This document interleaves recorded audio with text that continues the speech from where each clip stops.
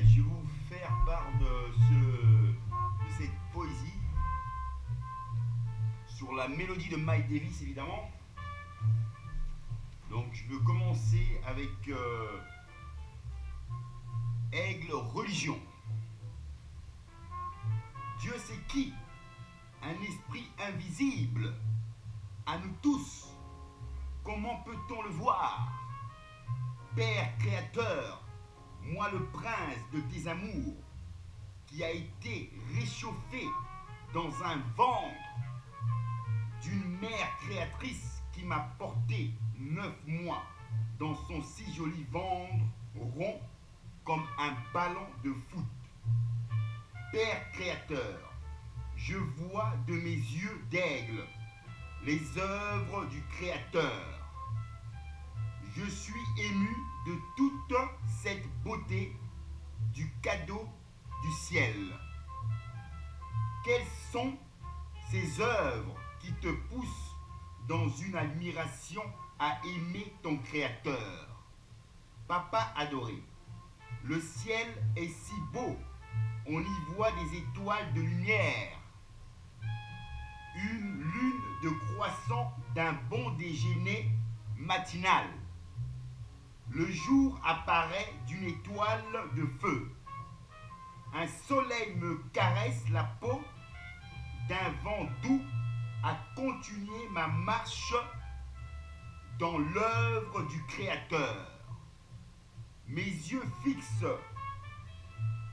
la mer de la traversée de l'histoire. Une beauté de l'œuvre du Créateur. Une goutte de pluie tombe de mon toit magique à tous ceux qui m'aiment de leur venue sur terre. Mon corps n'a plus besoin de prière pour se laver. L'esprit invisible lave de toute sa bénédiction. Je m'accroche comme un aimant métallique, une œuvre d'une étude de nos aigles royales volants, mais sans moteur de kérosène. L'être sans conscience fait apparaître une magie métallique volante. Le prince ouvre ses yeux. Il y voit des tableaux de vapeur d'eau naturelle, à l'artiste invisible à nous tous. D'autres vont l'appeler Dieu, Allah. Nous remercions l'Esprit de nous ouvrir les yeux au bout du monde, pour nous faire voir le paradis sur terre. Et non, nous sommes de passage. Le paradis sera promis de nos actes de bien-être sur terre, où la mort est notre destinée à tous. Papa, que deviendrons-nous après la vie, où la mort est notre destinée?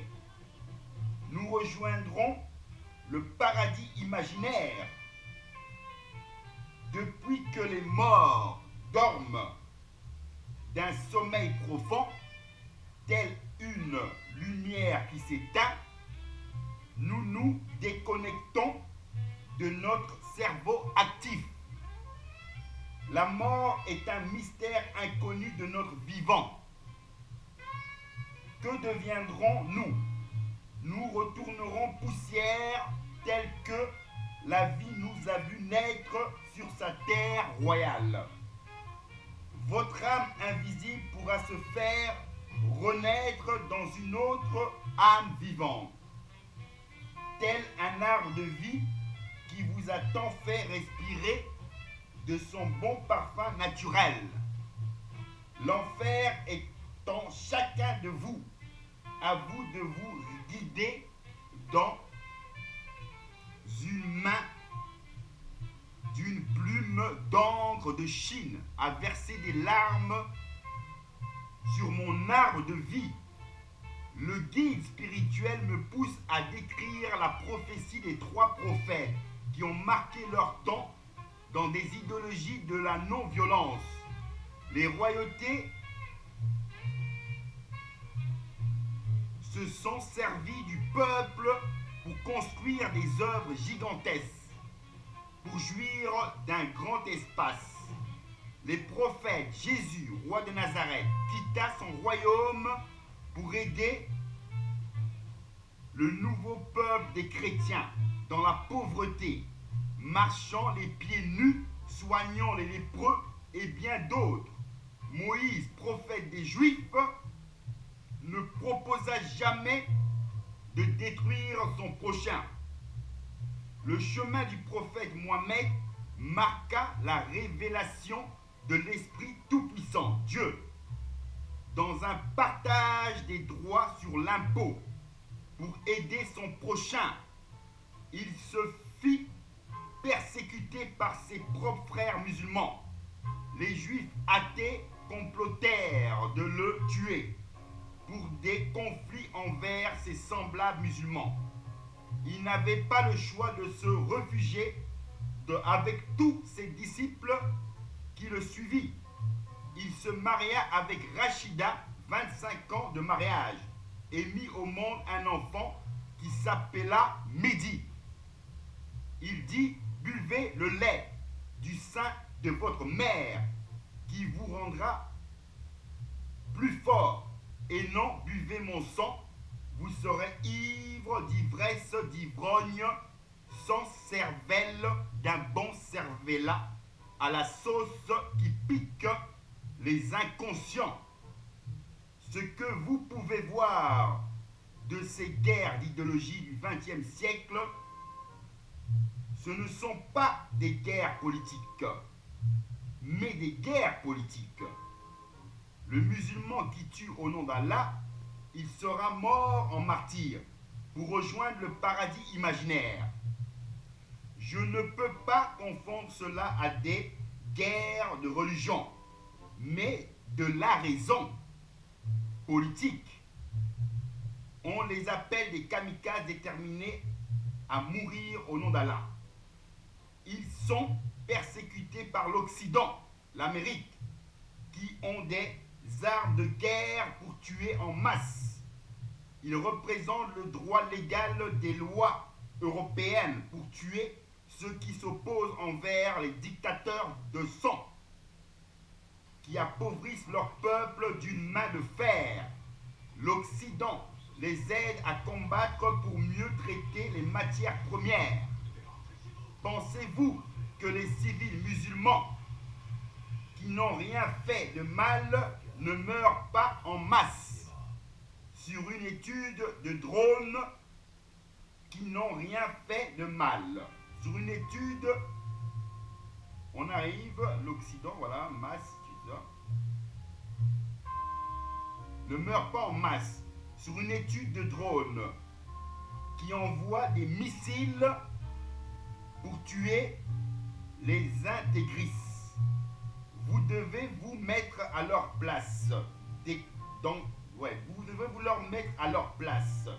Ces kamikazes n'ont plus que la foi de mourir pour une cause contre les envahisseurs. Ce que je peux vous dévoiler en tant que nouveau prophète, depuis le berceau de l'humanité, l'Afrique, comme enfant de Dieu, il n'y a qu'un Dieu pour tous. Il vous demande de vous unir pour mieux vous aimer. Sans guerre, mais une guerre de partage pour y voir vos semblables au bout du monde boire et manger à leur soif, et non les voir mourir depuis vos fauteuils de trône à l'occidental.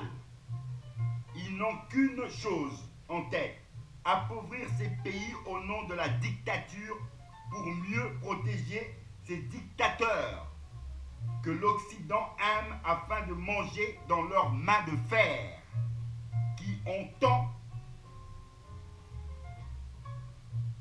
fait couler du sang au peuple de l'amour.